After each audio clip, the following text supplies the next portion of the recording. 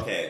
Well, okay, so none of this is we've all said this to like some of our core fans, but like we haven't like come out and said like publicly exactly what we're doing. But we're not Uh-huh. getting an official singer. Absolutely not. There's just So no like that has been a line that's been drawn in the sand. It's not happening. right, because basically like to add a singer into the band, you're adding a business owner. That's like a way bigger deal than just like, oh, do they sound good?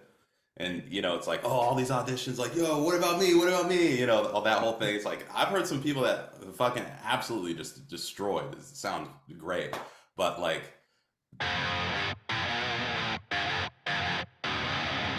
The breakdown. What you guys, what shirt are you wearing right now? Unleashed. Oh, I love that. What are you wearing? Listen, I see a deathcore logo and I'm immediately curious. Oh, right. Yeah. So I kind of don't want to put too many people on this, but Nurgle from Behemoth is selling off like his like some of his thousands of vintage metal shirts. Wait, who is? The singer from Behemoth. Oh shit. And are you wearing one of them? I'm wearing, yeah. He's just selling them on Instagram. I just don't want like too many people to know because they'll. Wait, hold on. All right, right, because you don't want him to like cut you out. But like is the guy from Behemoth need money or something? Or has he just got like too much shit and he needs to empty it out? Probably both. I mean, he's just a hustler, man. That fool is like coffee companies. He's on like X Factor Poland. Like, he's just like, There's an X Factor in Poland. I mean, like, of course there is, but I guess I just never thought of it. right. Well, what's it take for us to get like Corey Taylor on American Idol then?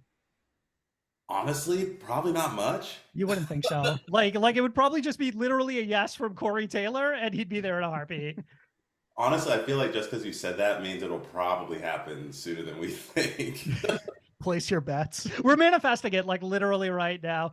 Real quick, at the top of every show, I kind of like to do a little Cribs episode. What's going on behind you? Oh, okay. So, Is that your all press award? oh yeah, it's one of the. 'Cause I have like three of them here because like Oh, so all right, relax. heard properly, but then one of them I'm just like, where did this come from? I have no idea. Somebody in the band doesn't have one or something. Well, I don't know, but yeah. So behind me, I don't have much going on. I got like a couple books up here. Right, is that the Zelda compendium? Like it explains all the lore? Absolutely, it is. Um, Of course. but yeah, I actually just moved into this space. This is my new like studio space or whatever. So there's not a whole lot here. I just got a rug. That's kind of it. Okay, all right, fair. Hold on. The important stuff. We got a little more. All right. Hold on. I'm so tethered in here. I don't know how well this is gonna work. You're right. This is very minimalist. It's like a smoke detector and everything you need to know about Zelda, and that's just about it. Yeah, well, what you can't see is like 5 keyboards on stands directly next to my desk. What the hell do you need 5 keyboards for? Is there a part of the recording process that I'm just like not privy to? Oh, just for fun, dude. Okay. All right. Fair enough. All right. So we're joined by Skyler Acord, who is the, correct me if I have this in any capacity wrong, current bassist for 21 Pilots, correct? That is correct. That is All correct. right. Last time. Also, the current bassist vocalist for the Dormant Issues, and you just dropped a brand new solo EP titled True Viridian. So yes, the only thing is I'm not the vocalist of Issues. Well, yeah, but I mean, you do vocals. You screamed a little. Right. Oh, right. Okay. Right. Like I didn't mean like technically vocalist, unless you want to fill us all in on something right now, but which I guess technically maybe you just did, but you do sing in Issues as well. Right. Yes. Okay. Just as, like as you guys tweeted, they're like, "What should we ask Sky?" And like half of them were like, "Is he the singer of Issues?" I'm like, maybe I should clear that up. It's a fair question. Like I feel like nobody knows shit about Issues at this. But listen, our first fan question is from Jake, and it was literally, "Is there any plans for new Issues music?" I figured we'd just get it out of the way. Okay. So as far as issue stuff goes, it's kind of more of a like we never came out and said we stopped working or making music, but everybody just assumed. Fair. So frankly, nothing has changed at all. So I don't know why. I mean, some things have changed. Oh no, Like I mean, since yeah. like the last time you release music and whatever you release in the future, things will be different. Right, that's a fact. Basically, the biggest thing that's changed with us is like just the fact that like both me and Josh have gigs that like, to be honest, pay a little better. So, Fair, it's fair. like issues, like we love issues, we want to keep it going for basically forever. But we're just slow. We've always been slow, and especially now, because now it's like, okay, to pay rent, we have to do these like tours and other gigs and stuff. And basically, like issues, the way it's like, we've just always been like a shittily run business. We've just always had like, I have so many bad stories about like bad managers, bad business managers, bad suits in general. It's my dog shaking his collar in the back. Can I get a pivot with the camera real quick? Oh, yeah. Pee-wee, come here. Did you say Pee-wee? Yep, that's Pee-wee. Come here, buddy. I want to see the biggest dog imaginable on this camera. No, this is Pee-wee. No, it's a cute little Aw. thing. Looks about right. He's blind though. Can you see? Uh, Can't see shit. poor guy. I feel like that was a pun. It did feel like a pun. But right. My dog's blind. Can you see? Yeah, I'm all right, I guess. Oh no, like yeah, he's I got literally contacts like in. a ghost. Hold on, Pee-wee, come here. I'm gonna take your collar off. Pee-wee, come. Or not. Whatever. Anyways, so basically, as far as issues go, though, like the long and short of it is we're just taking forever. We got plans. We got like stuff working. No, okay, no, that's the short of it. What's the long of it? Define a plan. Okay.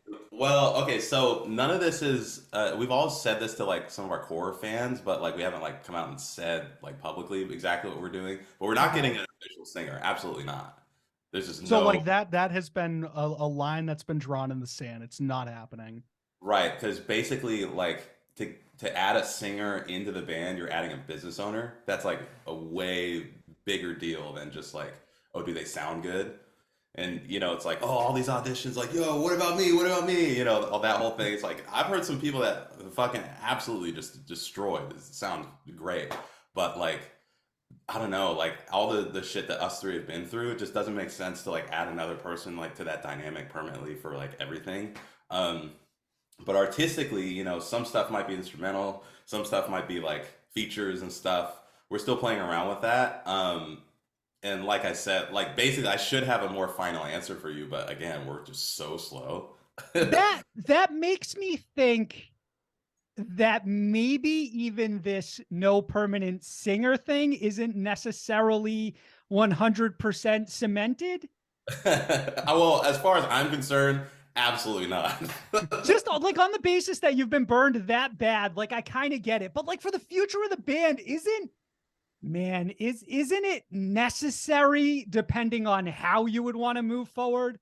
Depending, yes. If it was ever going to be like a full-time thing where it's like, all, first thing in all of our bios, the thing we introduce ourselves with, that whole thing basically, then absolutely would make sense to do that. Basically, if it ever became a full-time job, once again. But the history of Issues has been a lot of touring and a lot of like being gone and like being unstable. And now we're like grown-ass men. And it's like kind of hard to maintain that. I think in this space it's a difficult moving forward without a vocalist is sort of difficult to grasp, but outside of the scene it's not that foreign of an approach. Right. It's not like Zed sings on his stuff. You know what I mean? Fair. I guess a lot of it is just sort of trying to wrap my mind around like Issues, how I kind of conceive it versus what it could be moving forward. I feel like what you're kind of telling me is that it's never going to quite be the same thing for like a multitude of reasons. Yeah, and I always think about like what Tom Morello has to say about like what makes a good band versus a good artist. Good bands are about chemistry, and a lot of chemistry is like about the situation you happen to be in. Like if we all got together and wrote music for the first time today, Black Diamonds would have never happened. It would have had to be when we're all like basically homeless. I'm sleeping in the garage that we happen to be writing in Pasadena. This is a true story. Black Diamond sounds like rent was due. I agree with you. Right. That's exactly the case.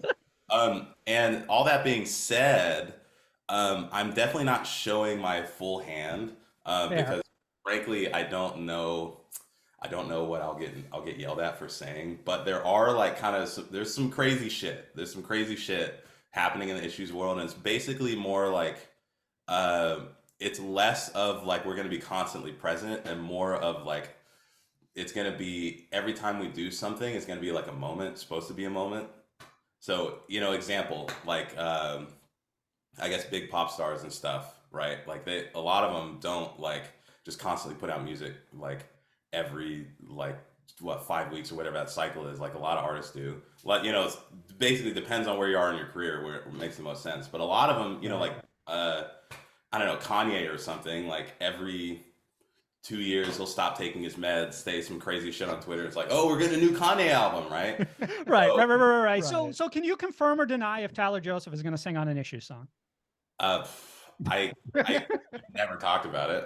That kind of draws me to our next question, which I thought was novel, but Clayton asks, has 21 Pilots ever listened to Issues? Yes. So the first time we ever crossed paths actually was, speaking of AP Maze, it was the first AP Maze. That checks out. Okay. And they did car radio, and it has that vamp at the end where it's like, now just sit in silence, and they're like screaming as loud as on top of something. Right. So Michael Bond, our screamer, he actually was so early to that band. So before that song even came out, before that, I feel like maybe on their first album, he was basically just showing us in the bus, like, yo, check out this band. I'm like really into them. And so he was already on to them. He hit them up and was like, hey, let's do some like collaborative stuff because it's an award show. And he screamed that ending with them. It had like, you know, the... I feel like I missed that entirely. I feel like I missed this too. That sounds great. It feels like a moment. It's crazy that it went right past me. Right. Well, the funny thing is at that point, like we were pretty similar in size as far as bands go.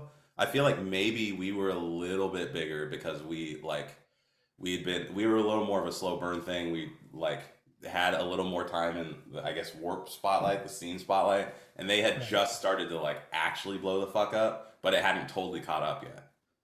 It is crazy how that fucking works, where you just blink and some band just like ascends like that. Right. And 21 Pilots is definitely that vibe. I just want to ask something along the lines of what you, and I didn't know exactly how you phrased it, but you said Michael Bond, our screamer. Right. You don't mean like now in any capacity either, right? God. I do not. Michael's doing his own thing, and I completely support him. You guys, I'm sure, heard the new Woe Is Me stuff. Yeah. Yeah, and I don't know, like, again, it's just after everything we've been through, it's just like, it's got to be us three. It's got to be me, AJ, Josh. I didn't know how you left off with Michael. Like, obviously, like, Michael was asked to leave the band, but I don't know, like, 6 years later, however long, like, how that relationship kind of, like, materializes. Well, at the moment, it's pretty chill. Like, we text sometimes, just, like, trade music and stuff. That's good to hear. We were definitely, like, not on good terms for a long time, for, like, years.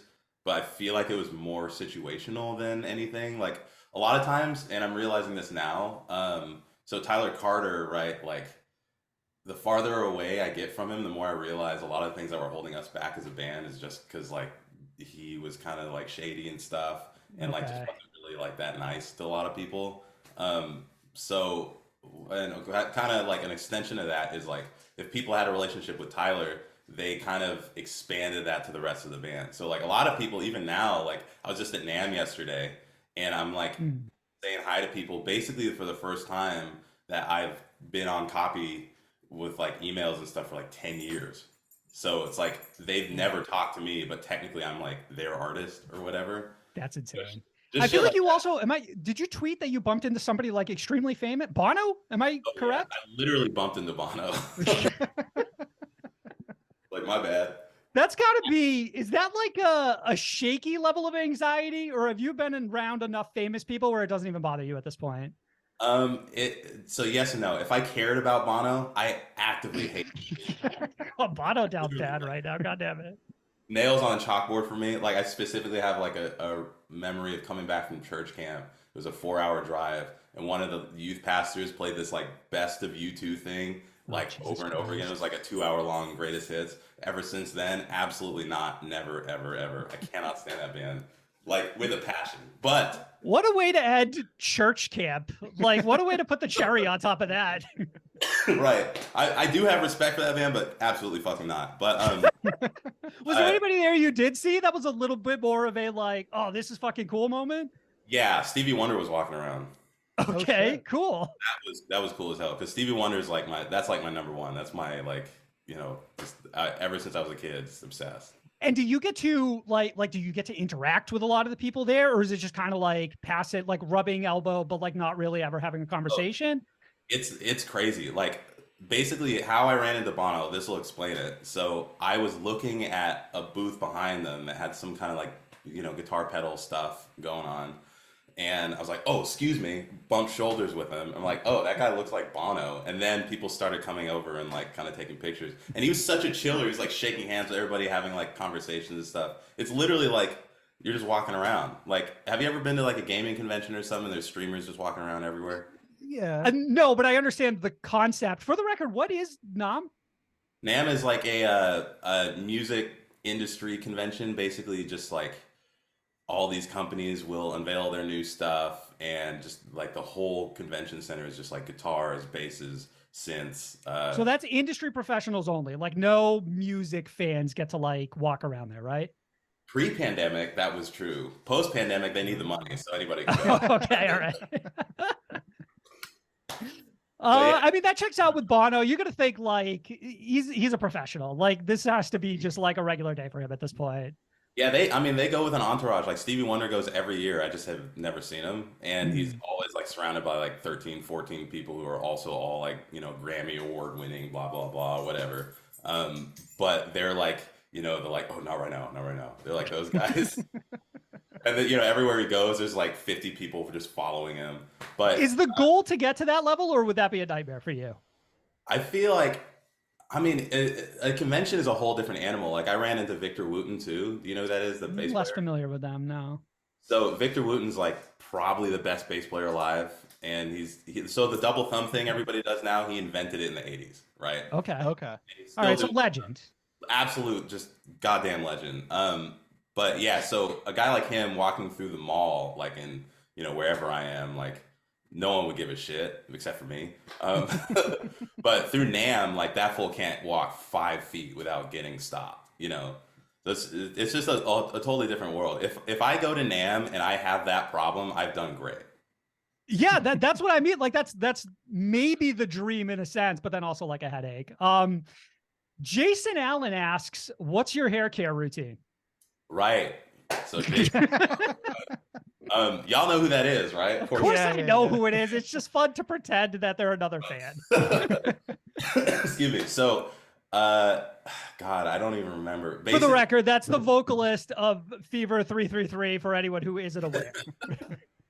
Basically, my hair routine right now is just like whatever the smarter than me black women in my family tell me to do. Let's see if I can remember. So is it okay, is it detailed? Not really. Okay. I just don't remember what the products are. Fair enough. You don't want to share. We get it.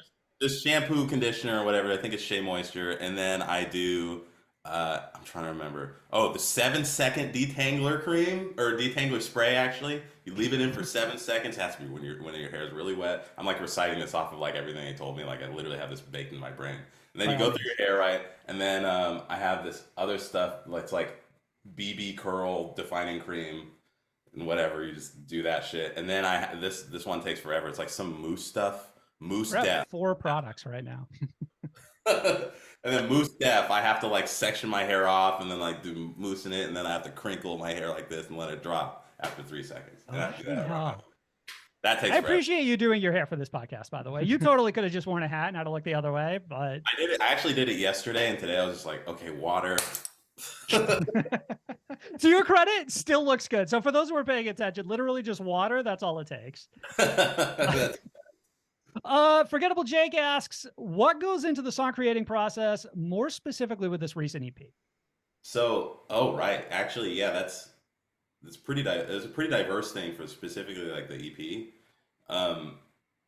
Let me think. So basically how it started was most of the songs started out as a demo, just like a songwriting demo, which is just like no instrumental to speak of, just like a piano loop, at least for me, right? And over that whole piano loop, I'll write the entire song, the whole vocal, all the stuff, even like background vocals if I can get it, right? And the reason I do that is, and I learned this doing Beautiful Oblivion, actually, the last Issues album, is if you focus on the vocal, then you can kind of get away with a lot more with the instrumental. Like, if it's an insanely good song, and you can tell this by, like, TikTok's a great example of this. All these remixes and flips of, like, a really good vocal, really good, like, Whitney Houston song or something, and it's like a drill, like, flip, or it's like a pop punk version, Right. or They just throw anything behind it. right. You can literally do anything, and I mean anything, to a good vocal, as long as you're supporting the vocal, if the vocal is good enough. So, So did you find in any way that you would go back and change the vocal if like you thought an instrumental bit like overrode it in a sense? Or are you saying that like once you did the vocal, it almost remained unchanged? um, it's not like I drew a line in the sand there, but it did almost remain unchanged. That's crazy. And you do, for the record, all the instrumentals on the album? Yeah, so everything was done with my brother Lofile, who Issues fans might know as Scout. And he's a producer. He's very accomplished in his own right. He has like songs with BTS, her. He's on that last Jack Harlow album, right? He's So got I'm an definitely APMA. right. He's got an AVMA. I'm definitely blessed to be related to that fool. But basically, how it started is like Knew It All Along and Not Worth Saving. I wrote over a piano thing, all because I'm not the best piano player, so I just 4 chords, loop it for 4 minutes, write the whole thing. And then I went to him and I had on paper like, okay, I want to hear like, R&B, just because I love R&B. Is always, and anything I do is going to be R&B ish, right? Shoegaze, post punk, maybe some black metal, maybe some like dream pop. Basically just like all these like kind of like on paper stuff that doesn't make any sense. Okay. And then we kind of search, we find the line, and that's exactly how Issues started too. Issues started with a very defined sort of like, let's combine gent, melodic hardcore, and R&B together and see what Mission happens. accomplished. Right, and then it ended up the melodic hardcore thing, like you can really hear that on Black Diamonds, but it ended up sounding like just like new metal, basically. So then I feel like I kind of feel like what you're saying is that like you completely wrote the song out from start to finish, but I kind of got the impression from you that you had been writing for like years and years and years and like building up material. Is a song like Not Worth Saving, was that like a singular thing you had written out, or is that like the combination of a bunch of ideas that you had? So Not Worth Saving was actually, this even going back before this, some of the first songs I wrote like aren't even out. They're still like in development. Like I'm probably gonna put them out on the next EP. But I had already been writing a lot for Issue stuff, and my voice just doesn't do the same thing that Tyler's does, and vice versa. So a lot of them just didn't work. Some of them did end up working, but I already had like just a backlog of vocals, and then the first two that I wrote with the full intention of these are my songs, this is my project, were Knew It All Along and Not Worth Saving. And I wrote them from start to finish. I was like cooking rice and like, had a notepad on my phone, like, singing melodies and shit, that whole thing. Really demystifying the process right now. Oh, totally. That kind of touches a little bit on another thing I had the back of my mind, which is that these songs maybe existed for a different project before you, I don't want to say repurposed, because at the end of the day, it's just all your material and you could do what you want with it. But in theory, this could have been Issues material if you had just decided to pivot that way. Yeah, some of it, because like I said, Knew It All Along and Not Worth Saving didn't exist until I was like, okay, this is going to be my project. But dang, it would be a lot easier if this song was already out. But there's a song I wrote called White Lace, which will definitely come out probably next. And that was with the full intent, like that was written in like 2016. We were writing for Headspace, and a big problem that we had, or maybe, a little before that, like 2015 or something. A big problem that we had was we were just light on top lines. Like this whole philosophy of starting with the vocal first and then working on the instrumental, that's exactly how Issues works too. So we just didn't have a whole lot of vocals. And actually the reason Headspace sounds the way it does is because of that problem. Like we had to riff as much as we possibly could, and we had like 13 songs like fully written instrumentally, and then we were like, hey Tyler, okay, sing on this. And like the song's already done, like it should have, that album should have been instrumental, It's interesting because I feel like we never did get an instrumental version of Headspace, but like it wasn't in vogue at the time, I guess. Well, I know exactly why, and the whole reason is because the recording process was kind of a nightmare because we were trying a lot of things that kind of hadn't been done before, like the really low tuning and then into like the complicated harmony kind of chords and stuff. There's a lot of range on that album. It goes a lot of different directions. Right. Yeah, and like just getting a guitar to do that, like now is really easy with Evertunes and stuff.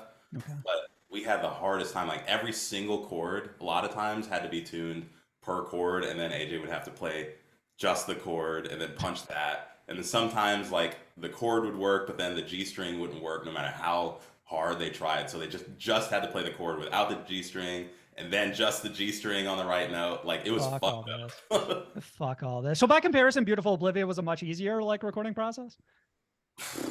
Musically, yeah. Okay. I mean, shit. All right, we'll leave it at that. We'll leave it at that then. Well, just a go quick point on that. That was during the wildfires, like when shit started getting really crazy. We kept having to get like evacuated and shit, and then a bunch of other stuff happened. Like, So Beautiful Oblivion, you're all recording in California then together? we were, yeah. Okay. Yeah, no, that sounds like a fucking nightmare. Connie asks if you could collaborate with anyone musically, dead or alive, who would it be? Definitely Bono. not Bono. He probably like forced the demo on my phone after we left, and like, all right, good work, and then I would never be able to delete it. Like, forced me to put it out. I was like, how do I get this off of my metadata? Like, Just shows up on your iPhone one day. Where the fuck did this come from? Probably Prince. I feel like Prince Okay, yeah. get what I'm doing like pretty quickly. And I feel like I'm a big fan of him anyways. I mean, you listen to Made Of, that's pretty obvious, I think. Which is the second song on that EP. Yeah. It does feel like this EP had to come from you and your influences, and it's thinking that maybe this could have been Issues. Does it? Like none of it actually feels right to me because none of it sounds like how I remember that band. Like even when you guys did poppier or more R&B, less heavy stuff on Beautiful Oblivion, this still sounds so dramatically different than that. But in a sense, I also feel like what a fucking missed opportunity to not have you sing on any song, because your voice here versus like any of the additional vocals you did like on that last album, it's so much better on this EP in a way that it feels like we were robbed of that in Issues in a really weird way. Well, I first of all, I appreciate it. But Yeah, I mean, also, I can't really understate how much I like practiced my ass off over the pandemic. I can't say that it would have been as good as it sounds on the EP on Beautiful Oblivion if I just like forced myself to do it. Like, okay, so it's not like anybody told you no or like or it didn't work. It's just like you didn't have the confidence to like really pitch it. It wasn't even just that. It was like I was busy enough making Beautiful Oblivion happen. It was like another. That's even why I don't want to be the singer of Issues. It's like I fucking do enough. At this point, like especially with Beautiful Oblivion, I wrote like half the riffs, a bunch of the actual vocals, like the songs and stuff. The whole concept of the whole album was me. Like the whole we basically had no juice, no creative sauce. And I was like, okay, what happens when we do just like way more R&B, but like make the instrumental R&B too? And I was texting them, like 100 texts a minute. They're like, all right, sure, dude, whatever. And I flew out to LA and had a bunch of sessions with R&B writers that like I really respected. And we wrote Here's to You, which is the first song on that album. And we wrote No Problem. And then we wrote like a couple others that I don't think made it. But those two were the, I guess the North Stars for that whole record. And so like by the end of Beautiful Oblivion, just making that shit happen, I was just exhausted. I was like, just don't make me do anything else. So it's fair to say that you were more heavily involved with Beautiful Oblivion in a way that maybe more of it came from you. Did that make it harder like to take in the critical feedback? No, because I could still hide behind the band. I could still hide behind, it's Issues, like Tyler's holding the microphone. My own stuff, the EP, that is like a completely different story. It's kind of crazy, like putting something out under my own name, and like basically I didn't realize how much I relied on just like being the bass player or whatever. It's like anytime, someone wouldn't like a song, even if I wrote the whole thing, then it like didn't really. It's like, okay, they don't like an issue song. You know what I mean? Fair. Is that a side duck I'm seeing in the back now too? Oh, of course. And check it out.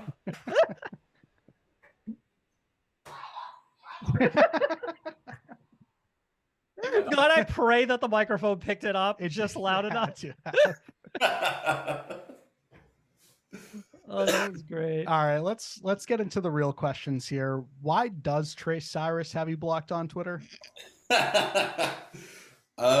So that was funny. Basically, so Ryan Scott Graham from State Champs, right? Right. He was thirsting after Brenda's song on Twitter. And Trace The lore Cyrus is so much deeper than I thought it was going to be. already first line, bro. Right. Right. So he was tweeting about her, and this was right after like he had a bunch of shit at the APMAs. He was like arguing with like Brendan Urie and stuff. I don't remember. Yeah. But we'd never interacted, and I was just like, careful, or Trace Cyrus will tweet about you. And probably like that was enough. That was enough, dude. Probably like 2 weeks later, apparently the full search is his own name on Twitter. My guy's fragile, way too fucking fragile. Yeah, he started just like, I don't know, just like I can't even remember what he was saying, but he wouldn't say my name. He would say Tyler Carter's bassist. Can't believe Tyler Carter's bassist. And one thing I've realized over the years, and especially now, is anybody who like is friends with Tyler and like associates with him like closely, or like, yeah, you know, a really cool guy, we get along a lot. Red flag. Right now, it's incredibly illuminating. Yeah. Right. But right. So, anyways, I was Tyler Carter's bassist to him, and he kept like going like, can't believe, like, blah, blah, blah, trying to bully me into getting an apology, and I was just like, bro, I just joke, like, I don't know you, but I'm just like having fun. It's not that serious. How do you not call him Miley Cyrus's brother at that point? Yeah. And then eventually I was just like, you just ruined your shot at ever selling merch for us. And he blocked me. No offense to merch dudes anywhere. I just had to get, I just knew that would hurt him. So I yeah. No, that hurts you when you think you're going to be something big with Metro Station. Respectfully. So another question about True Viridian real quick. What process of writing that album was most outside your comfort zone? Singing easily. That's crazy. That's fucking crazy to me. Because it's just like it came out good, like without seeming like I'm trying to, you know, get on your like best side right now, but like it came out really fucking good. Oh no, please go on. Sam wants to do merch for you. Yeah, well. Well, yeah, basically like with singing and stuff, I've always had a really like focused, like kind of loud timbre to my voice. Like just growing up, like me and our whole family, anytime you need something, you just yell like, hey, come over here! Did you ever take the chicken out of the freezer? You know, shit like that, right? So I already had like, you know, kind of ever since I was a kid, I don't know, I just had a loud voice. I remember in 7th grade, I used to get in trouble for whispering because everybody else would be like, and I'd be like, right? And like, of course you're gonna hear that. But then getting in trouble for whispering has to be like the one time that's ever fucking happened. Right. But then also, growing up, I was always in metal bands, and I like have a ton of practice screaming and just doing all that shit. So like I already had diaphragm control, but actually singing and stuff, getting like my mouth to do the thing, basically like mouth shape and stuff is just like a huge part of just what makes a vowel sound good, and getting like all that harmonic content and stuff. And all of that, like the subtle stuff, I was completely unaware of until Melissa Cross like came to Warped Tour and just hung out on our bus for like 10 minutes. And fucking you too. Who hasn't worked with her? Dude, I mean, she was literally, here's the thing. She was in our front lounge, just hanging out, because she got in, like we gave her the ticket basically. We were just like her guest list plug. So she's like, all right, I'll like, you know, throw him a bone. She hung out for literally 10 minutes, and I learned more in that 10 minutes than I had known in my entire life about the human voice. All my years of choir and doing, you know, just like high school, just blah, blah, blah, whatever. I had no idea. That's okay. So a couple of questions. Melissa Cross is known exclusively for working with artists within the Warped Tour scene. Yeah, that's her niche, and like metal stuff. Yes. And that's because they're like obviously a pretty big fan if they wanted guest list for Warped Tour, which by the way, tickets are like $35, Melissa. Come on. Well, no, I think she just like, I mean, because that's always like the etiquette thing, which I kind of don't ever care about. But like, if you get someone in on guest list, you'll see them at some point during the day, right? But to be honest, like if I get someone in on guest list, especially if it's like Warped Tour or something, I'm like, have fun. I don't need to see it. Yeah, well, like Warped Tour is a completely different beast. It's like I feel like there's so much going on in a day. Like it's not crazy for you not to cross paths. Like if it was like a headliner or something, like I'm sure them being in the green room, it'd be weird if they didn't say hi to you. Right. Yeah, it's like a whole thing. But yeah, it was just nice of her to come by because also that was when that was like the first time me and AJ were starting to take over like background vocals and stuff. So we needed to learn anyways. But yeah, I don't think AJ was on the bus. I just happened to be there and she just started talking. I'm like, oh, this is game. And I just started writing everything down. That's incredible. Was Michael Bond still in the band at that point? I don't think he was. I was going to ask if he had like the best set of his life that day. Yeah, I don't know. I mean, yeah, no. Did you ever work with Melissa again after that? No, I would love to. I'm sure she's expensive. Understandably. So no real professional training between before the pandemic and now then? No, not at all. My mom is a singer, so I used to pick up stuff from her, but like again, like kid stuff. So I just kind of knew how to like make noise and like sing a note, like, you know, hold a pitch basically. But actually like singing like pop sounding stuff, that's kind of a new venture for me. And you can actually hear it. So next time you listen to the EP, okay, listen to Not Worth Saving and actually no, not Worth Saving because I retracked some vocals, but Knew It All Along was the first song that I had ever tracked myself or had been tracked at that level because I did it with my brother, Low File, and he does that like on the highest level you can literally possibly get. So we were super picky. We did like a million takes and comped it every syllable, you know, just like as good as we could do. That was the first time I'd ever been put through that as a vocalist. And you can kind of hear it because that was the first thing. And then like maybe a year later, I recorded the next thing. So you can hear between the difference of Knew It All Along and Made Of how different of a singer I am. I will keep that in mind next time I go listen to them. Those are easily the two best songs on that EP, by the way. I cannot get over them. Do you have is there any friction when you're working with your brother?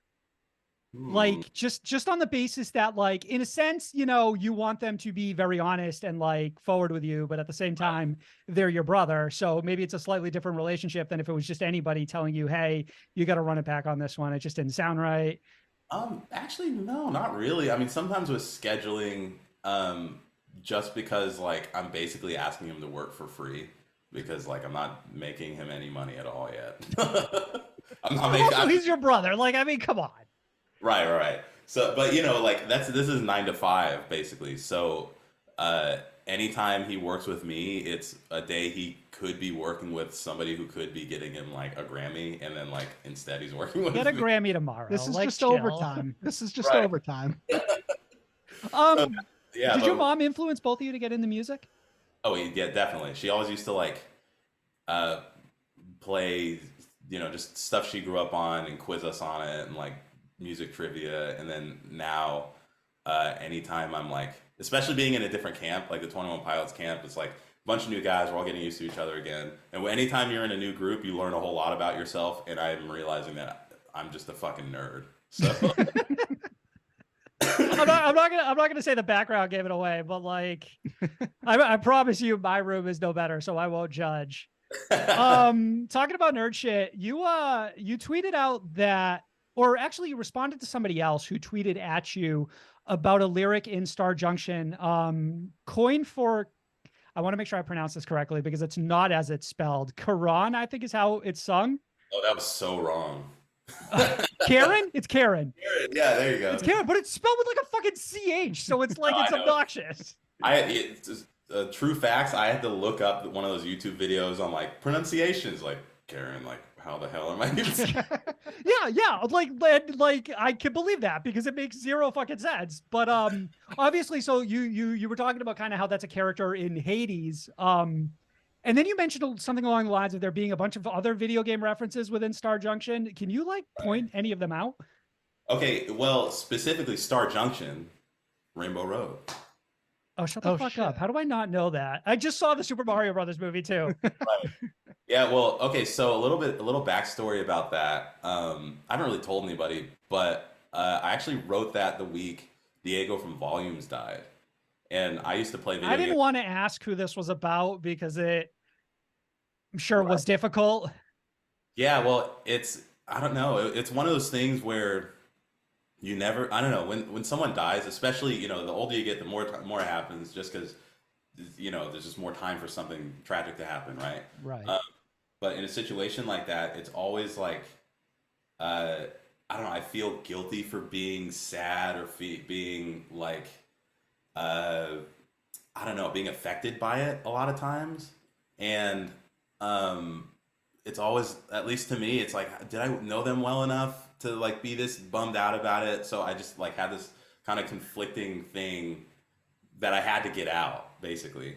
There's not a whole lot of time. Like a lot of times, most of the times when I'm writing songs, I'm just sitting down, I'm going through my like notepad and like I'm just like writing a song, and then eventually I'll attach a meaning to it. But that song, like literally, like that's what I was going through. That's the song that had to come out. And that song very specifically is about that feeling, about whether you think you're in the right to it's crazy to say, but like to feel sad about someone passing because you don't know if your relationship like justified it. Yeah, more or less. Were you just like touring friends then? I mean, we were friends. We'd worked together a lot, and the part of the reason I kept the like video game shit is because like, I mean, what do you do on tour? Like we played so many fucking video games together. That's like, God, so much Smash, so much Mario Kart, right? This actually makes it feel sadder, to be honest with you, even though it's kind of a happy memory. Right. And that's, anytime something like that happens where you lose out on somebody and lose out on like having a relationship with somebody for the rest of your life, it's like that you have that, like everything that you have had before brings happiness and joy, and like it sparks joy thinking about the memory. And then everything that could have happened but isn't happening is like more melancholic experience. So it's the marriage of those two kind of like, I guess, yeah, the meeting of those two rivers, hence the Karen thing. That actually makes that song significantly feel more beautiful, just like knowing all of that information that I feel like I did not have at the time. So initially I'm like, okay, I know you had talked a little bit about how Star Junction was about someone who had like passed and you wrote it around the time, but like it's also like on the surface, oh neat, a Hades lyric, you know what I mean? Totally. Yeah, I mean that's the thing is like if it's a homie, then I don't know, like it's on some homie shit. Like, damn bro, sucks you fucking died. God, that's stupid. Anyways, I would have beat your ass and smashed today anyways if you were here. You know what I mean? It's totally like it really is that complicated. And I feel like, I don't know, sometimes I overthink my lyrics and like, is this exactly what I want to convey? And like looking at that song, I'm just like, it's kind of all over, like it's definitely unified in a sort of emotion and like a message, but it's kind of all over the place in like perspective. Like the first 2-3 lines have nothing to do with the rest of the song. I'm just kind of like thinking about just like stuff, right? And that's kind of, I don't know, anytime something deep like that happens or something tragic like that happens, that's where my brain goes. I just kind of like play video games and think. I remember when my first dog that got put down, right when we got back home, I went upstairs and finished playing Banjo-Kazooie, and I felt guilty about it. Like I was like 10, like what do you fucking do? Like it's not like I'm gonna write a poem about Fido. Right. But at the same time, I feel like what you're telling me is that you do actually literally channel these feelings into something creative. Like maybe not instantaneously, but it is kind of how it manifests later down the road. Right. People are a Banjo-Kazooie fucking lyric would have gotten insane. I know you're just asking about video game shit. Well, I mean, it was like, okay, so Star Junction, Mario Kart, Hades. Are there any other video game lyrics throughout the album? Let me think. I don't know. I definitely reference like I definitely reference stuff to myself. You know, I'll just like write and go, and then I'll like never think about it again. So You maybe ever play video games for fun, by the way, or is it just when like tragedy strikes? my life is just tragedy, just after tragedy. Playing video games. I also wanted to kind of like bounce because you also kind of talked about on Twitter how there was a deeper sort of layer to Decay that you didn't feel you had the character space to really get into. Can you Oh, right. touch on it like even slightly? Yeah, I mean, it's not even necessarily that it was like really deep or anything really specific. It's again one of those things where I'm kind of musing about like an emotion or an idea. It's just you know, I had typed all that stuff about Star Junction. I was like, okay, people need to know like why this song matters to me. And then I got to Decay, and I'm like, there's no way I can type this shit out. But Okay, all right. yeah, but basically, So just like too dark, or no, it's just nuanced. I guess like Decay specifically, it's kind of dealing with, especially over the pandemic, because that's when I wrote it. Kind of, what do you call it? What's that like Japanese thing where it's like listlessness, like Yanui or whatever? Like, it's like basically the whole series of Cowboy Bebop is about like, God, I just don't feel like doing anything. It's pointless. Like that whole thing. I get the follow, sentiment. yeah. Yeah. Right. I can't remember the name. I don't know. Whatever. I can't remember the word. But basically, the whole thing is just that kind of battle between like, am I gonna get up off the couch and like actually do something? Am I happy with my life right now? I don't really know. And especially the end of the song, like, you know, it's like it's nothing serious as far as like, oh, I'm gonna get up and fucking like shoot myself or something, but I feel like a lot of us have these little internal, very small battles of like, you know, just kind of thinking about what would happen if I just like fucking died right now. No. You know what I mean? Like, I do know what you mean, but it's crazy that you position the end of the song this way, because what's so fascinating about Decay is it feels like there's a hard cut and then it turns into something that feels almost like whimsical. And I feel like you're not what you're explaining did not translate the way I would have expected it to. right. Yeah, well, that end of that song, that's very anybody who's ever listened to any Opeth shit has like any of my friends have like texted me when they heard that and like, Opeth, right? I'm like, yeah. It's insane that I thought Panic at the Disco. Oh, crazy. That's it's like right in that like the first and second album where things just feel like almost like extremely light and like earlier I said whimsical in a way. And like it's really neat because like it kind of like it's almost juxtaposed against the entirety of the rest of that EP. But you're telling me that that it's whatever this sense of optimism that I feel like I'm hearing is the exact opposite. Yeah, pretty much. Me. The end of the song, you know, the filter going down, the guitars go or whatever. That whole thing. That's supposed to sound like I'm dying. So I don't know how you got that, but I love that, dude. You are a gem of a person. It's just like I thought it was so fascinating because it's the way that song is built specifically where I feel like it's tragic at first, but it almost has like this really neat flip. But like now I feel like I was tricked. Subjective. Well, here's another way to interpret it. Here's another way to interpret the second half of that song. Because basically the whole first half of the song is me just feeling sorry for myself. It's the whole thing, like, oh no, I'm so sad, you know, whatever. And then the second half is like, am I actually gonna act on how fucking sad I am, or am I gonna get up off my ass? And it's like, I guess I'm gonna get up off my ass. That's basically the idea. All right, so there's like a heartwarming ending to this. There's a thread to the optimism, a thread of optimism. Right. You're probably catching. Well, like, fuck. The pandemic was. I don't want to make light of it, but it's like, it's crazy thinking back in retrospect to like that 2 years and then hearing a story where someone was like, yeah, I just sat down and thought about like my whole life to that level. Was this all strictly based on the fact that like you had more time to think than you normally would have? Because like you said, Issues was like fucking nonstop touring, and like, am I crazy, or I can't remember exactly when like the Tyler stuff went down, but like you toured Right. maybe at the beginning of 2020? Oh yeah, so our first day, okay, so that Dance Gavin Dance tour, that was just cursed as fuck, right? Right. Yeah. Right. Yeah.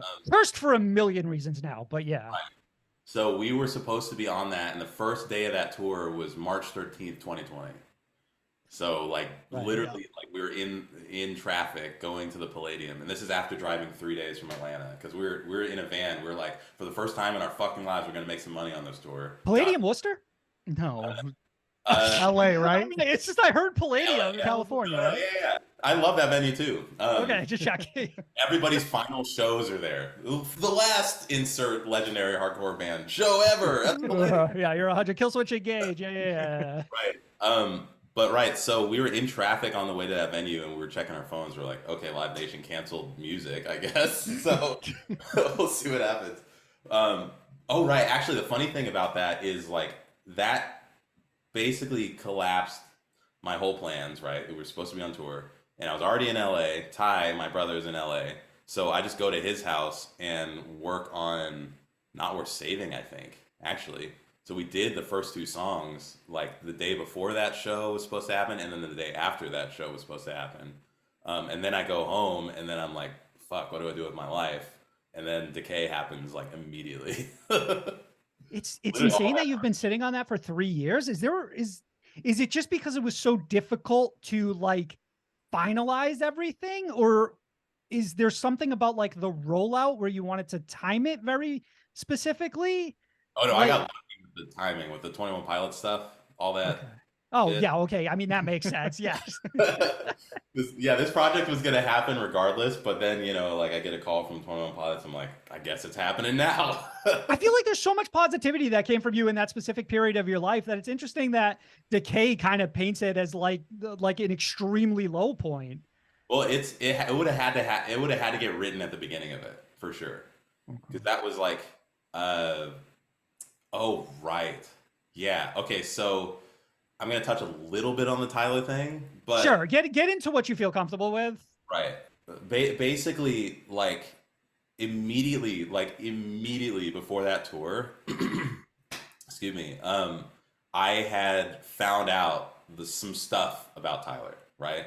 Right. And stuff that I knew I had to act on. So I was already like, this is going to be my last tour, or we're going to fire him. And the reason I was in like such a tough position is because the person who had told me this stuff told me in confidence and begged me not to say anything to Tyler or anything. So it's not like I could like exactly like make a statement or something, right? That would have totally been like a betrayal of trust and everything. Right, but if you do anything, then immediately what people want from you is an explanation. Exactly. So I figured basically I was just in a position where I was just forced to leave the band because like I couldn't in good conscience like keep working with them.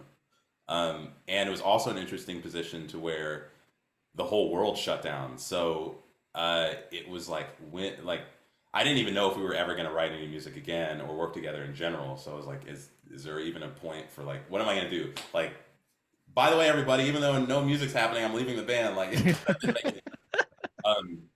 but basically, like that, and actually, I should finish explaining this, and then I'll talk about how the song happened. But basically, that situation kind of lied dormant for at least most of the first year of the pandemic, just because nothing was happening. There's nothing really to act on. Whole world was in limbo, right? Right, and then a little bit later on. Some other stuff happened to where we're like, okay, this is a pattern and we better like kind of act on this. And that's when like we made the announcement and stuff, because it expanded outside of this one initial source who had told me not to like, who had asked me not to like make a thing out of it, basically. And you can't just fire somebody based on like something like that. Like it's a whole legal thing, like whatever. But basically it had started to expand outside of that initial source. And I was like, okay, guys, first of all, this happened. Now I'm allowed to tell you. And then second of all, this is obviously a pattern, and we need to act on this. And kind of the interesting thing about it is like as far as I can tell, I did my best, and we did our best to handle that situation. Um, but the kind of like tragic thing about it is that nobody really knows what happened, and that's not basically that's out of my hands. Like it's not my story to tell, but no one really knows the like source of like all that chaos. So like people are still pretty confused, like Issues fans, which understandably. Um, but you know, if you do enough Googling, you can find it. I'm not gonna tell Yeah, you. I mean, for what it's worth, when you say Issues fans are confused, I think the vast majority of us understand exactly why the situation happened the way it did and why the band is now the core members that are in it. Like Right, I think anyone who pretends otherwise is just sort of like trying to be ignorant of the situation. right. And Um, hopefully people trust us enough to where like if you don't know anything, then like we obviously got to it so quick that you don't know anything, you know? mhm, mhm. Like it's not just like it's going to happen because like there's a reason. So Right, then right. how does this sort of like, so then leading into Decay again? Right. So basically that's a little bit more about how that song happened. Like I was feeling pretty fucking bummed out. So I was like, I don't know exactly what to do with this huge, like gargantuan weight of this information that obviously I need to act on. And then, you know, Issues at that point is my whole life. And like also we're not touring. You know, I was just like very bummed. So I was like, what the fuck am I gonna do? I guess I'll just sit down and write a song. So Decay is just like really, really depressing for that reason.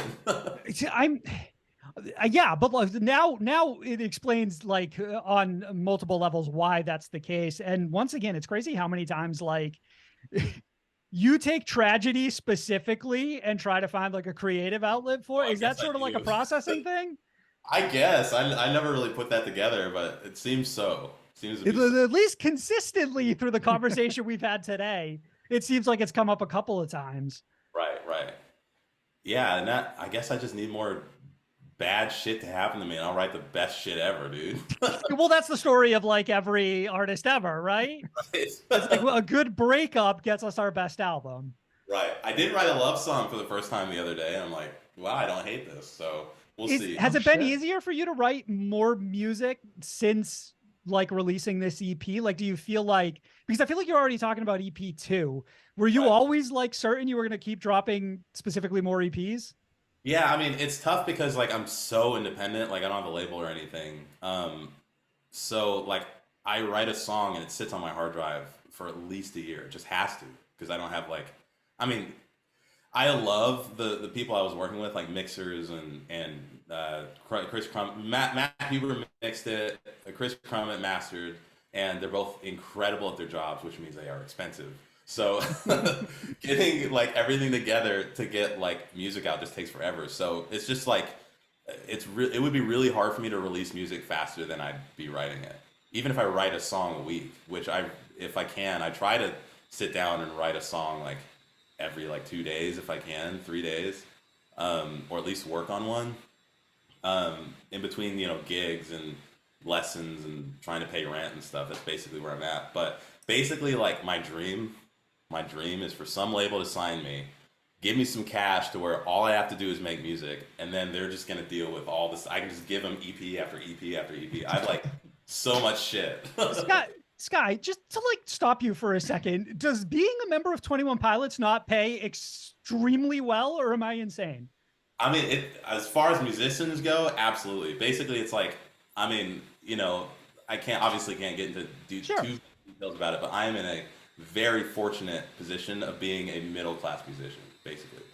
So it's like I basically have like, I mean, fucking stability. It's amazing. Mhm. I'm definitely not like I'm balling out on a budget, which is fine because you know it's like I don't expect them to buy me a mansion or anything. Like you know, I don't. Sure, but like in my head, like whatever the like dream level you can achieve, being a part of 21 Pilots, one of the like the most popular alternative bands in even saying the scene feels ridiculous because it's just like in general at this point. Like that seems like a career peak in a sense. Oh yeah, I mean it's fucking crazy and it's awesome. I guess I don't know, finances in the Merc world, because that's where this is. Like, it's just like a whole different thing, basically. Um, like, I don't know. I can't explain exactly. It's hard. Basically, it's really hard to explain because no matter how much or how little I make a year, it matters way more if it comes in regularly. Like the fact that I have my own, the fact that we're talking in a studio space, you know, where like I have my own space, like that's just the fact that I get a paycheck basically. And if I made like double, but it happened like once every 3 years or 2 years or something, then I don't know. I don't think this would work. You know what I'm saying? Are you talking more about like maybe how things used to be with like when you were in not when you were in Issues, but when Yeah. Issues was like a touring band? Yeah. Yeah, exactly. Like, you know, we would make good money every couple of tours, and a lot of tours were like investment tours. The reason, again, that our business was like, at least I say, not really run well is because we did way too much investment and not enough like actually capitalizing on our investment. So we were basically, we felt poor the entire time. Outside of 1 year, there was 1 year where I was like, oh, fuck yeah, I'm rich. And we made like, I don't know, like 60 grand that year or something, which is, you know, again, middle-class musician, right? Sure. But that was Warped Tour where we had like the Pokemon cabs. We started with like the Pokemon theme song and had the Pokemon theme like issue shirts, and Pokemon Go came out that summer. Right. Like the stars aligned. Right. It was amazing. Side note, is Issues still on Rise? No, we're independent. Okay, got it. But Beautiful Oblivion was a Rise release, right? Yeah. Yes. So that was like the end of your contract. Like that was. Well, basically, Beautiful Oblivion happened, and then the pandemic happened, and we were in a ton of debt because Rise. I actually have a very fond opinion of Rise. They really invested in that and spent a ton of money, and then they couldn't capitalize on it because there's no touring.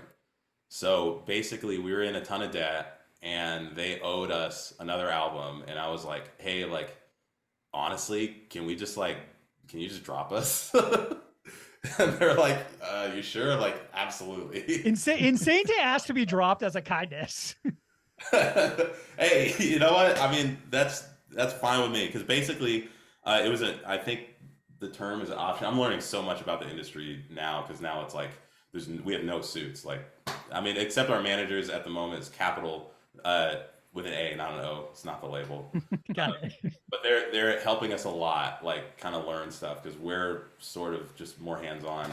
But specifically, it was an option to where Rise could enact on it if they wanted to, but then also if they didn't want to take the like financial risk or whatever, they could drop us. So basically, they would have had to owe us like a crap ton of money, regardless of what album we turned in, if they took the option. Mm-hmm. And I was just like, guys, this is a lot. It's almost like better for both of you at that point. Yeah, definitely. Okay. So before we let you go, I have a few questions about 21 Pilots that I'm kind of curious about. Yeah. Has your role shifted at all since you joined that project? I mean, all four of us, like the new guys, so it's me, Dan Garrity on guitar, Jesse Bloom on trumpet, and then Todd Government on keyboards, right? They'd known of all of us, and well, actually, let me think. So basically, they'd only known two of us, but they didn't know me. They knew me from Instagram, from like Issues and stuff, so they didn't trust me at all. Which, I mean, fair. Like, how big of a thing is it? You're bringing somebody new into it, and they're on stage, like, and it's just the two guys up until that point. It's this whole thing. A lot of money involved, yeah. Right, a lot of money involved, a lot of fans involved. So as time went on, excuse me, and the fans sort of like warmed up to us, and reception was like more than positive. Basically, yeah, the biggest thing is just trust. So like, if we have ideas, excuse me, if we have ideas they're listened to, if they just ask us how we're doing. Basically, there's just like little things where they use this as part of the. You'd be surprised, man. You'd be surprised. Surprised what specifically? Like with how many of these mercs just are completely invisible. Like it's not. They'll never interact with the artist. Basically. You're saying okay, so you're saying like maybe if you were a different part of a project, it's entirely feasible you'd never speak to them. Oh, 100%, 100%. It's like you're just part of the crew. Because literally, like, speaking as to the sort of financial setup, like I'm crew. Like I'm just literally just crew. I just happen to be very front facing. So like I get the Instagram followers. If I want to put out my own music, you know, they check it out. That whole thing. Very nice to have that. So then, like, you're not in any capacity involved with like a writing process for like 21 Pilots or anything like that? No, if that was the case, I'd be talking to you from a way different background. So even for them to come and ask for your opinion on something would like change the business dynamic between you? Oh, like, I mean, it depends. It's like change a word, get a third. Have you ever heard that? No. That's like, you know, like an A&R or like a suit will be in the actually, okay, you remember in the early 2000s when every pop song had "Hey" in it? Yes, actually, yes. Who could forget? Yeah, kind of the joke was A&Rs and like people, you know, label reps and stuff would be in the room during the session and go like, you know what this needs? Hey! And they get like 10%. But that, yeah, that kind of shit I don't think really flies. Okay. So then, all right. So you're confirming like nobody's come to you and asked for a breakdown for the new 21 Pilots album? Not yet. The one thing I did get to contribute, so at the end of the set, at least the end of the set where we're involved, the four of us, we play Shy Away, and historically we'd been going into just like a straight up cover of I'm Not Okay, My Chemical Romance song, right? And we go into the solo, and like the three of us are up front. It's like the guitar dudes, and it's all fire and shit, like all this epic shit, right? Right. And basically, when they started touring again, because we started that before My Chem like started actually doing dates. When they started coming back, it was like we felt like it was maybe a little corny to do that. So just offhand, Tyler was like, dang, I wish we could have like that situation again, you know, with the technicality and kind of the spectacle and the guitar dudes up front, you know, just without having to do the cover. And I was just like, all right, say less. So I just like wrote that whole like new version of that. Basically, whatever's there now is just me in my stupid room with my like Talman, just like, okay, how's this? Send it back and forth with them. That's fucking cool though. Like yeah, to go from like, okay, yeah, like we're doing My Chemical Romance, but we need something just as hype, and then like Sky, please. Right. Yeah, I mean that's the thing is anytime I've been in a situation like this where it's like kind of a new situation, new sort of hierarchy, like if there's an opportunity for me to get into a situation where I'm uncomfortable and kind of have to like expand to fill my surroundings and any sort of opportunity, right? I'm gonna look for it. Not only because it's just sick, because like I don't know, like my stupid like guitar parts are fucking, you know, in the arena, like that's fucking. Don't cool. undersell yourself. Don't undersell yourself.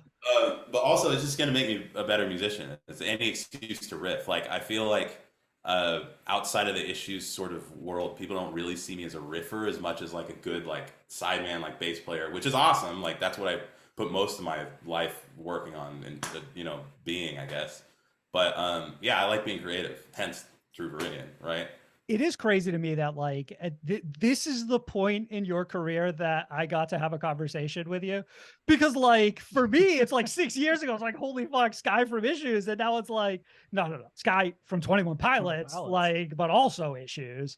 It's just like it's crazy in context. You know, you're kind of talking about like earlier on you mentioned like the how like 21 Pilots, like, yeah, they're not quite as hot as Issues when they were playing the APMAs, right? Until you blinked, and then like they're one of the most popular bands in the world.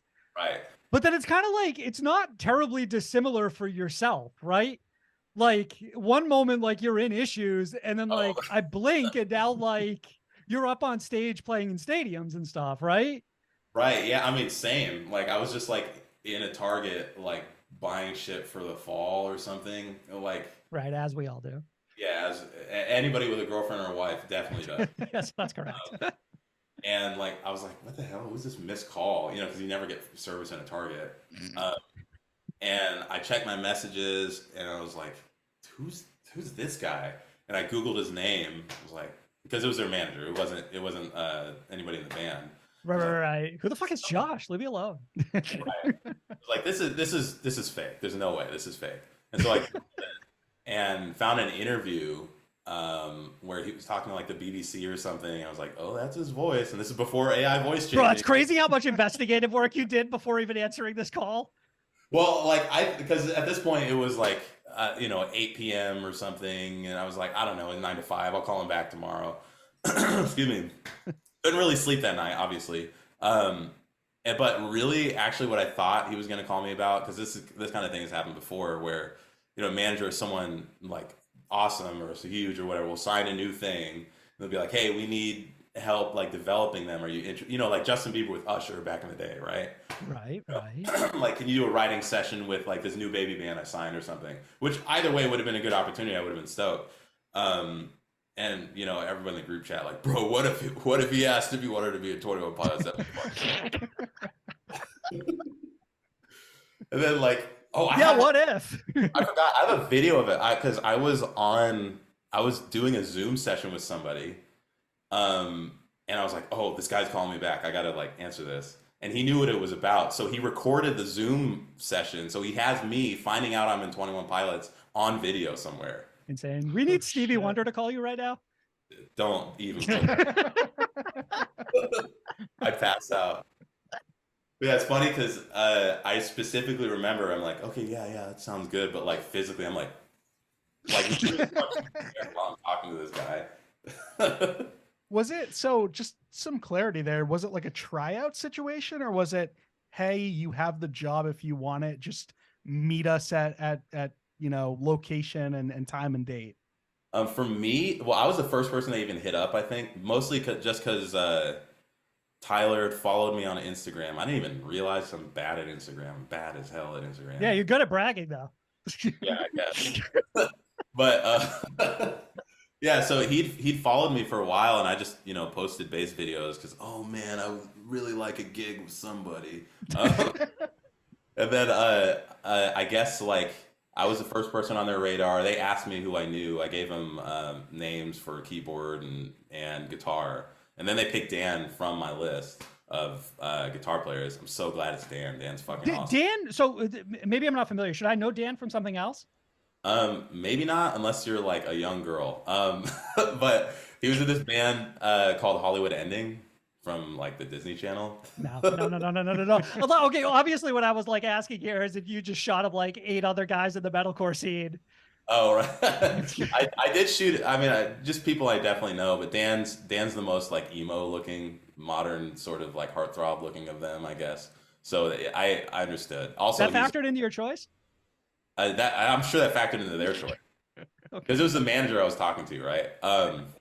That's his job. And the other dudes, they were great players, but they're a little older, and like one was a producer, and others like a front of house guy. Like they're not like that's not like their main gig, like touring, playing guitar. So I understood. But also, I'm trying to think, what else has Dan done that y'all would know? He works with Lil Aaron a lot. Oh shit. Okay, yeah. We just had Lil Aaron on the show last week. Nice. Yeah, that's how I met him actually, because Issues, Aaron, and Dan shared a bus on the Beautiful Oblivion tour. Oh, right. You guys toured together. Right. I forgot about that. Was Polyphia also on that? Polyphia was also on it. And nuts. Way before they were cool. What the fuck? You know how pissed I am I missed that show too? Yeah, dude. Speaking of being good at bragging. That's right. You helped blow up all of everyone's favorite artists. We're like that band that like, in 20 years, like no one's heard about them. There's like a documentary about them. Like, yeah, I'm gonna make it. Show a flyer of that tour, and it's like Polyphia, arena band, Lil Aaron, arena artist, Sleep Token, arena artist. There's like Issues. No one gives a fuck. Bro, all right. I mean, don't go that far. No, I'm kidding. This is like perfect though. This is perfect for my last question though. What's the state of the scene? The state of the scene. Oh, doot. I'll take it. Don't make it good. I'll take that. Dude, I don't know if I want to do it. I won't. Is it just doot? There it is. Don't turn my whole been like podcast into a joke, Skyler. It's been like a year since I've seen one of his interviews. I was just thinking, wait, is this a bit that I don't know? Wait, what do you mean by that? What do you mean? What do I mean? do you You just touched on it. Like, oh, Sleep Token, now they're big, and Oh, Polyphia, genuinely, now they're big now. State of the scene in general. 21 Pilots, they're kind of big. I feel like the state of the scene is healthy. I feel like there's a lot of like new blood, new interesting artists, and it's not just like the same kind of like, you know, we really like Sleeping with Sirens kind of band. Like there used to be so much of that because Warped Tour itself was its own ecosystem, especially like on the like sort of industry side. Bands would get signed before they ever put out any music, and in the deal it'd be like you play Warped Tour and you get an APMA. Like just total bullshit. Really? Hold on. That APMA is illegitimate? Is that what you're talking about? No, I'm gonna get out of the habit of shitting on myself. No, I'm gonna say it's legitimate because that's for best bass player. Wasn't it? It was voted on, wasn't it? It was. Yeah, that's what we thought up until about 2 seconds ago. I mean, these are rumors. These are rumors, but I've heard plenty of rumors about like media deals and shit. Sure. I think we all have an understanding of how these things might work at this point. Right. It's, Big Warped Tour. Do you think this is partially because Warped Tour isn't around that maybe we do have a bigger variety? 100%, a 1,000,000%. I think Warped Tour was like obviously Warped Tour's influence cannot be understated. Amazing resource for so many bands to blow up, and amazing resource for the scene and the community, and like also the touring community. No one talks about how important it was for the touring people, because a lot of people, the only time they ever got to tour, and they toured for like 20 years, was on Warped Tour. I feel way more like I feel like that's way more significant than how its effect on like artists in general. Because a lot of those guys, they're the ones like every tour I do, it's with someone who I know from Warped Tour now. Like any pop thing, any sort of festival thing, like we're fucking everywhere basically. But now that it's gone, basically all that like momentum that it had towards one sound is sort of dissipated. So all these bands are like a little left field. Like Polyphia probably would have and should have never played Warped Tour, but we call them the scene, right? Right. And, like we do with Chase Atlantic, for example, because they right. did play Warped Tour. Yeah. Right. And then like Sleep Token, like it would maybe work, but they were like, if they knew it was good for them, they wouldn't have played Warped Tour. Wait, why do you say that? Because if you play Warped Tour too many times, you'll never get bigger than Warped Tour. Yeah, there's like a built-in ceiling, right? Right. And it's like kind of by design, not on purpose. I mean, it's just like, you know. Is it like a virtue of association? Like, yeah, because you become popular on Warped Tour, you just become a Warped Tour band? 100%. Huh. And I one thing I think is interesting about 21 Pilots is that they never played Warped Tour, but it feels like they should have. Right. Like in my mind, they did. Right. But if they had done it, like I don't think they'd be doing stadiums. That's fucking crazy. That's insane. But it's because like, for me, the death of Warped Tour has left like a crater hole in the capability for bands to get bigger. But you're almost presenting the opposite, which is that like it never really did that for anybody. It was just beneficial for Warped Tour itself. Well, I wouldn't say never, because obviously Warped Tour is Warped Tour for a reason, right? Right. But I feel like the state of the scene at the moment is as diverse as it is because we don't have a Warped Tour. And I don't think Warped Tour going is a net negative or net positive or whatever. I think it just is. It's like Spotify happening. Like, yeah, it sucks that like nobody's making any money, but now there's a shit ton of indie artists that have a way larger following because they don't have like anywhere near as much of like a gate to like break through, basically. Or TikTok, for example. Right, or TikTok. So it's basically just equalize the playing field for people that didn't fit on Warped Tour. That's a good point. That's a great point. Sky, you've been fucking amazing, by the way. Thank you for coming on today. Thanks for having me. I've been talking a lot of shit, so. And I was kidding earlier. That APMA is 100% legitimate. And we were kidding, and it was all a joke before. Yeah, for the record, I don't know any of that for fact, but you know, as soon as people start losing APMAs, people are like, yeah, I heard they made a media deal. What a coincidence. So it could be bullshit, but who knows? True Viridian streaming everywhere. New 21 Pilots album in June, I think, and issues material at some point in the future. Yeah, but you only get access to the new 21 Pilots album if you follow me on Instagram. So That's facts. That's facts. Bye, Sky. Thank you. thanks so much, guys. Bye.